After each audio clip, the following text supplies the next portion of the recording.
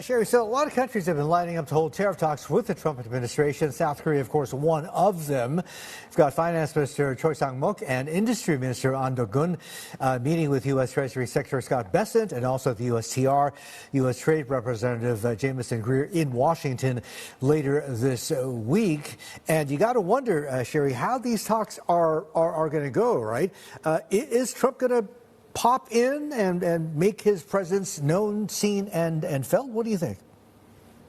Remember, that was really what the White House was suggesting a couple of days ago, that President Trump is going to be personally involved in these trade negotiations. And remember, South Korea, just like Japan, is one of very few countries that are getting priorities in these tariff negotiations as well. So that is one thing. And we see Treasury Secretary Scott Bessent, really the guy to talk to, right? The man who seems to have the ears of a President Trump getting involved as well. So it's not just trade ministers are talking. So I think that is one good thing, one important thing that we need to be looking at. Some of the non-tariff barriers could be interesting to look at, and not just about getting the tariff level down.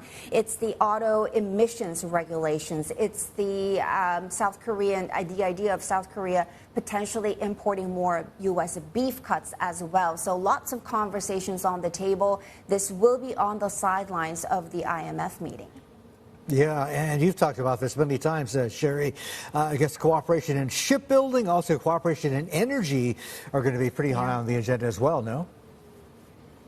Yeah, definitely. And the Alaska LNG project is staying alive. It is still part of the conversation. And this is something that is also coming from South Korea's finance minister himself. Choi Sang-mok did point out shipbuilding and LNG as possible areas where South Korea can cooperate in all this. And then there is this conversation specifically for South Korea, the question around whether these tariff negotiations would actually have democratic legitimacy, just because we're under the leadership of acting President Han Duck-soo, and we get the election on June 3rd in South Korea.